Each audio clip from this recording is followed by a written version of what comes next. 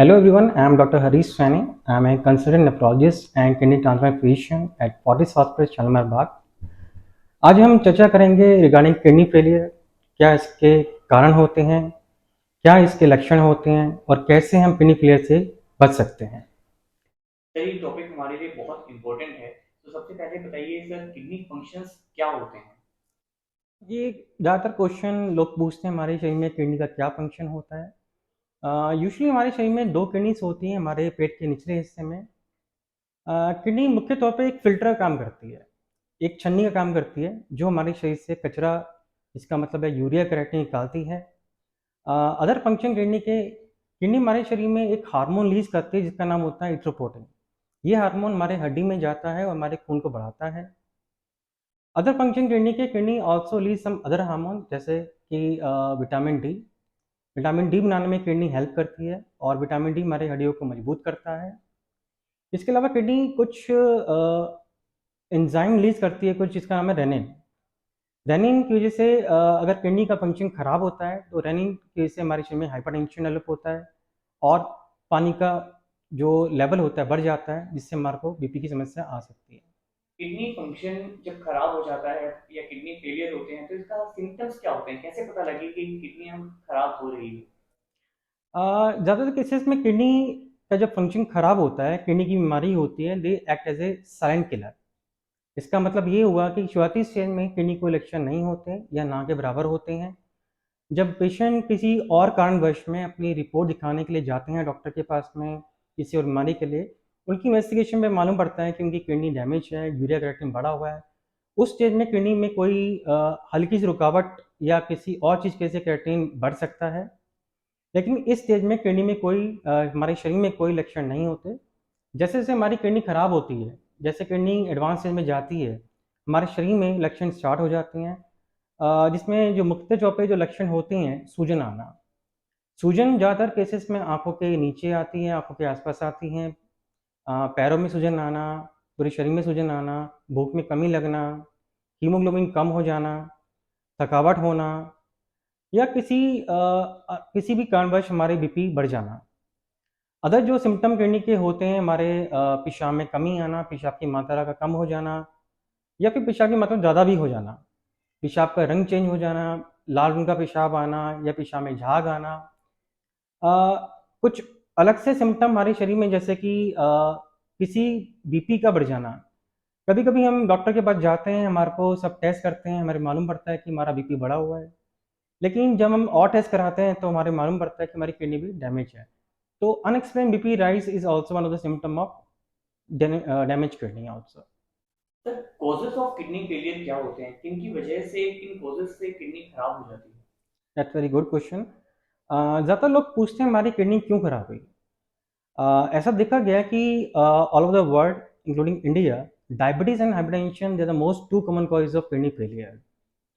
जिन लोगों को डायबिटीज़ है, जिनको हाइपरटेंशन है, यदि उनका शुगर कंट्रोल नहीं होता है, उनका बीपी कंट्रोल नहीं होता है, तो उनको ज़्यादा रिस्क है उनकी किडनी डैमेज होने के।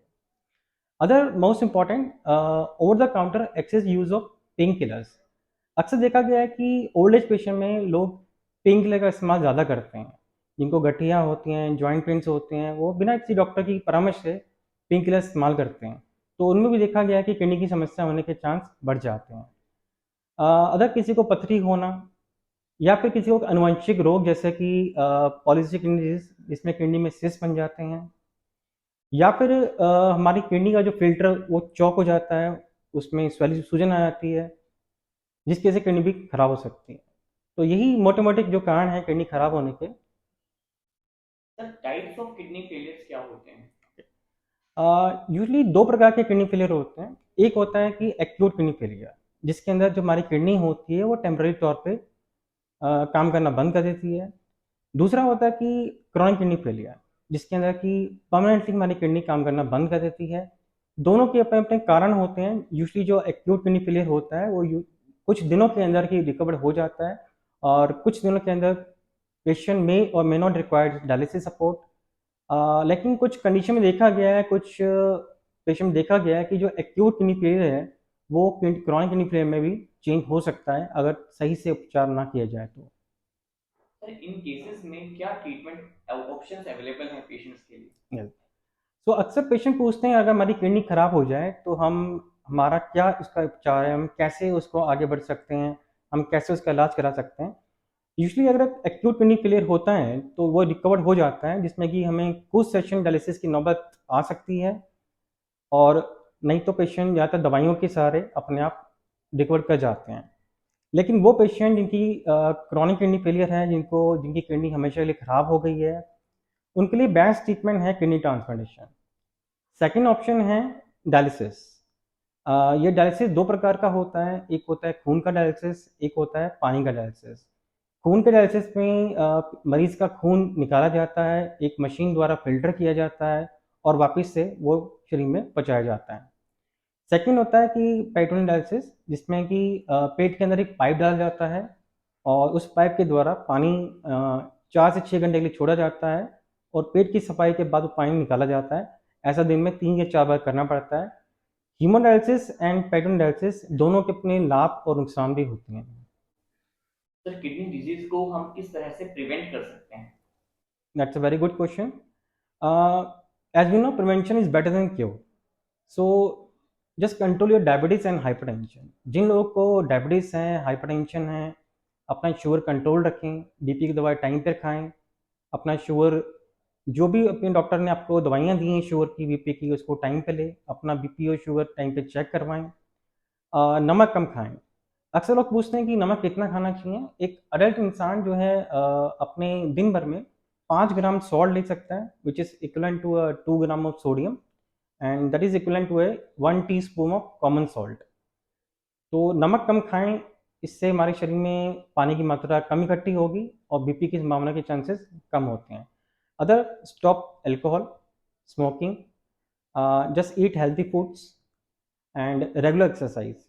अगर आपको कोई बीमारी नहीं है पहले से, तो आप 30 से 40 मिनट पर डे या फिर मैक्सिमम आप 150 मिनट्स पर वीक के हिसाब से एक्सरसाइज कर सकते हैं। लेकिन अगर किसी को बीमारी है पहले से, हार्ट की बीमारी है, किसी और की बीमारी है, तो डॉक्टर की सलाह के बिना कोई ज़्यादा एक्सरसाइज ना करें। Most important, over the counter excessive use of pain killer, इस चीज़ से बचें। अक्सर देखा गया है कि ओल्ड एज के अंदर जो लोग हैं बिना किसी डॉक्टर की परामर्श से पेन किलर का इस्तेमाल करते हैं, जो कि एक बहुत रिस्क फैक्टर्स हैं किडनी डिजीज का होने का।